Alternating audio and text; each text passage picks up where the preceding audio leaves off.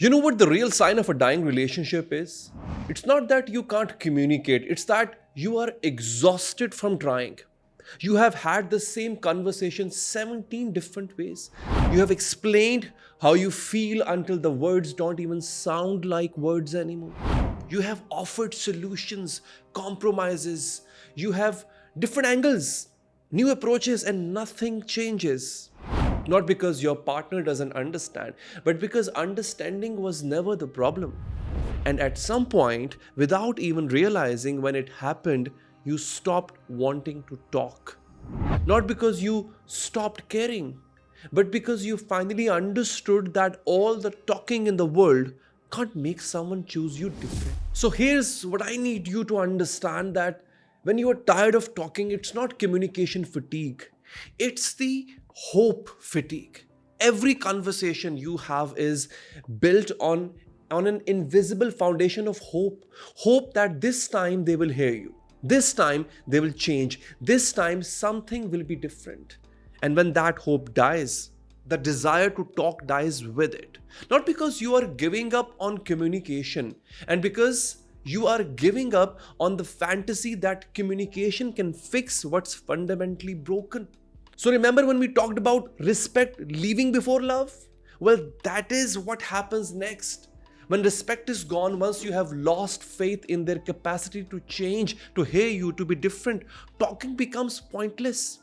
And it becomes a pointless performance. You are not communicating anymore. You are just exhausting yourself repeating words to someone who has already decided not to listen. So by the end of this video, you will understand exactly why you are so tired of talking, what that exhaustion means, and whether there is anything left worth saving. So let me tell you about Lauren and David. And I want you to listen for that moment, understand it. The exact moment when talking became unbearable. Lauren came to see me and the first thing she said was, "I can't do this anymore." And I asked her what this was. So what specifically she couldn't do? She said, the talking. I can't keep having the same conversation over and over. I can't keep explaining how I feel. I can't keep hoping that this time he will actually hear me.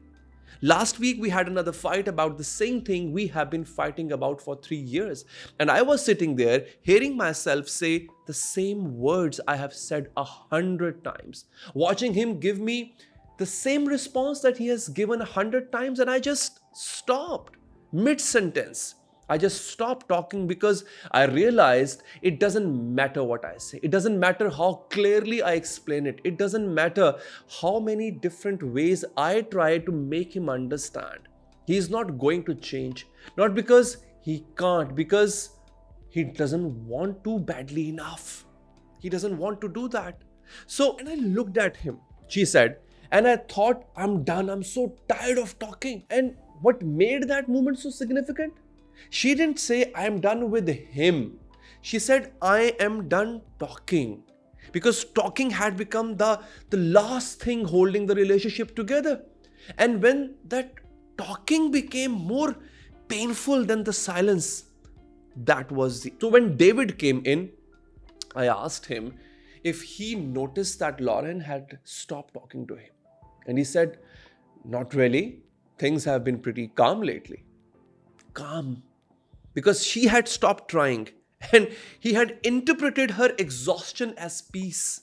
So here's what happens in relationships when one person is tired of talking. The other person often thinks things are finally getting better because the conflict has decreased. The complaints have stopped. The emotional intensity has dropped. And they don't realize that it's not because the problems are solved, it's because their partner has given up, has moved from I need you to hear me to it doesn't matter if you hear me because you're not going to change anyway. So there is a groundbreaking research from the University of Washington by Janice Kiecolt-Glaser, what she calls demand withdraw patterns in couples. She found that when one partner repeatedly brings up issues and the other partner repeatedly withdraws or dismisses, the demanding partner doesn't keep demanding forever. eventually they stop. And that cessation isn't resolution, it's resignation. And here is the devastating part. By the time the withdrawing partner notices that their partner has stopped asking, it's usually too late, because the silence isn't peace. It's the sound of someone leaving emotionally. So what this looks like in real life. Here's how you know that you are tired of talking. And you should know it, by the way. There are certain patterns. Pattern number 1, you start conversations in your head but don't finish them out loud. You think about bringing something up, you rehearse what you are going to say, you even open your mouth to start, and then you stop. You stop suddenly because you already know how it's going to go. You can predict their responses, or you can predict their words which are about to come from their mouth. And you realize that there is no point. I had a client named Elena who told me that I have entire arguments with him in my head right now. And I already know I'm going to lose. So why have them out loud? A very famous psychologist, Kristin Neff, who studies self-compassion, did a fascinating research on what she calls emotional anticipation. She found that people who have been disappointed repeatedly develop a kind of protective forecasting, where they run simulations of conversations before having them. And even if the simulation predicts pain or futility, they abort the conversation before it starts. It's not avoidance, it's self-preservation. Then comes pattern number 2. You give one-word answers. Just the grey rock method. They ask you, how was your day? Fine. They ask what you're thinking about. You say, nothing. They ask if something is wrong. And you say, nope. And not because nothing is wrong, but because explaining what's wrong requires you to hope that they will care. And you don't have that hope anymore. You are done. The communication researcher, very famous, John Gottman, calls this stonewalling.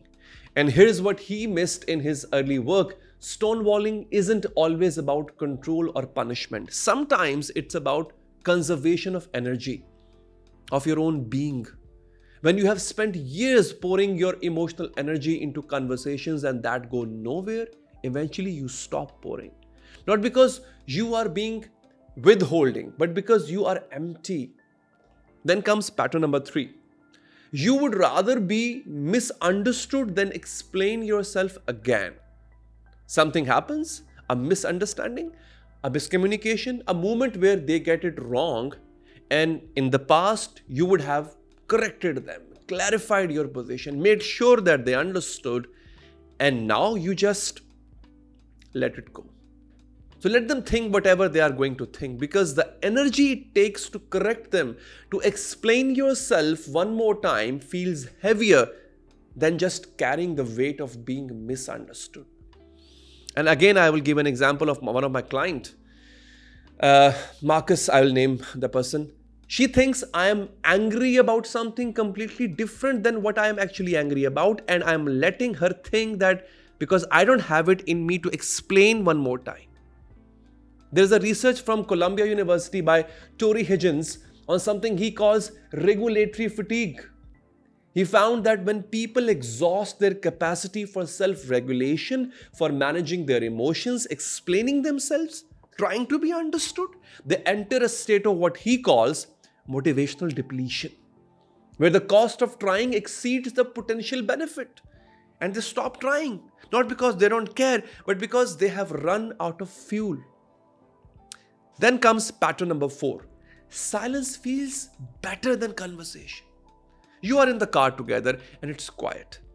And instead of feeling awkward or wanting to fill the silence, you feel relief. Because silence doesn't require you to perform, doesn't require you to explain, doesn't require you to hope. You can just be. And being is easier than talking. A very famous neuroscientist, Matthew Lieberman, who studies social connection, found something fascinating about silence in relationships. He discovered that prolonged silence between partners activates the brain's default mode network, The same network that activates when we are alone. Meaning that being silent with your partner starts to feel neurologically identical to being alone. You are together, but your brain has stopped recognizing them as a source of connection. Then comes pattern number 5. You have stopped asking for what you need, not because you don't have the needs, but because you have learned that asking leads to disappointment. And disappointment hurts more than just going without. So you stop asking, you start managing your own needs, finding other sources of support, building a life that doesn't require them to show up. Because if you don't need them, they can't fail you. I had a client who said that I realized I don't tell him when I am struggling anymore. I call my sister instead because she actually knows up and shows up. And it's easier to not need him than to keep being disappointed that he doesn't care. The attachment researcher Phillip Shaver did extensive work on what he calls deactivating strategies. He found that when people's attachment needs are consistently unmet, they don't keep expressing those needs indefinitely. They learn to deactivate them, to suppress them, to convince themselves that they don't need what they are not getting. And from the outside, it looks like they have become more independent, more self-sufficient. But from the inside, it feels like slowly dying of thirst and learning to pretend you are not thirsty. Now the question is why this happens psychologically. Why do people get tired of talking? It comes down to what I call the collapse of reciprocal investment. There are certain mechanisms behind that. Mechanism number 1. The exhaustion of unrequited effort. Talking in a relationship is supposed to be reciprocal. I share you, you receive. I share it with you, you receive. You share, I receive. I bring a problem, you engage with it. You bring a problem, I'll engage with it. But when one person is doing all the emotional labor, all the bringing up, all the explaining, all the trying, and the other person is just passively receiving or actively dismissing, the person doing the labor eventually burns out. The organizational psychologist Adam Grant did a research on what he calls giver burnout. He was studying workplace dynamics, but the principles applies perfectly to relationships. He found that givers don't burn out because they give too much. They burn out because they give without receiving. And eventually, the imbalance becomes unsustainable. In relationships, talking is giving. You are giving your inner world, your vulnerability, your hope that you will be met. And when you are never met, when you talk into a void, you don't keep talking forever. You can't. You stop. Not because you are withholding, but because you are depleted. Then there is another mechanism, the death of efficacy belief. Psychologist Albert Bandura spent his career studying something he called self-efficacy. The belief that your actions can produce desired outcomes. And he found out that when people repeatedly take action and see no results, their sense of efficacy collapses. They stop believing that they matter. In relationships, every time you have a conversation, you are implicitly believing that this conversation could change something, could create understanding, could lead to growth. But when you have the same conversation 17 times and nothing changes, your efficacy belief dies. You stop believing that talking will produce the outcome you want. So you stop talking. Not because you have given up on the relationship necessarily, but because you have given up on the idea that conversation can fix it. And once you lose faith in the tool you have been using, communication, what's left? It's either silence or leaving. Now, the ghost belief, the lie that keeps you trapped in it. That's important. The ghost belief that keeps people stuck here is this. Number 1, if I can just find the right words, they will finally understand. I hope this resonates with you. But here's the truth you need to hear. Some people understand you perfectly and choose not to change. Not because you haven't explained it well enough, but because changing would require them to do something uncomfortable. And they have decided, consciously or unconsciously, that their comfort is more important than your pain. And all the talking in the world can't fix that. Because it's not a communication problem, it's a priorities problem. A very famous family therapist, Terry Real, talks about this particular thing in his work on relational dynamics. He says that in his 40 years of practice, he has never seen a couple where one person truly didn't understand what the other person needed. That's a lie. See? The understanding was always there. What was missing was the willingness to prioritize the other person's needs over their own resistance to change. And you can't talk someone into caring about you differently.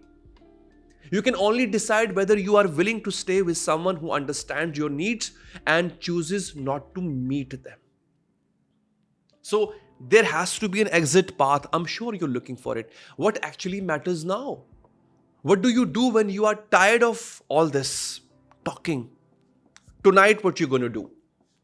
Stop talking. I know that sounds counterintuitive, but tonight I want you to stop. Stop trying to explain. Stop trying to fix. Stop trying to make them understand. And just see what happens. Not as a test, not as a punishment, but as information.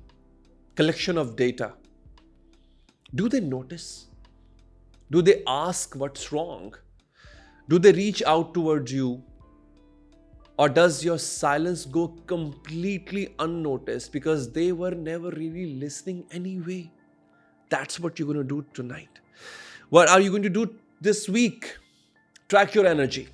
For 1 week, pay attention to how you feel after conversations with your partner. Do you feel lighter, connected, understood? Or do you feel heavier, more alone, more exhausted? Because if every conversation drains you, if talking to your partner feels like running uphill, that's information. That's your body telling you that this dynamic is unsustainable. This is what are you going to do this week. Now this month, the final conversation. At some point this month, you need to have one last conversation, and it should go like this. I need you to know that I am tired of talking, not because I don't care, but because I have been talking for years and nothing has changed. And I can't keep doing this. So I need to know, are you willing to actually change? Not just promise to change, not just say you understand, but actually do things differently. Because if not, I need to accept that. And I have to accept that and I have to decide what I'm going to do with that information. And then you wait. You wait and you watch. And you give them 60 days. Not to be perfect, but to show that you are trying. And they are fighting for this in response. That they value you enough to do the uncomfortable work of actually changing. And if nothing changes, then comes the recognition. If after 60 days you are still tired of talking, if you are still having the same conversations again and again, if they are still giving you the same responses, then you need to face the truth. You really need to. And not because you haven't communicated well enough, but because they don't want to do it for you. And you have to decide if you can live with that or not. If you can build a life with someone you can't talk to. Someone who hears you but doesn't listen. Someone who understands you but doesn't change.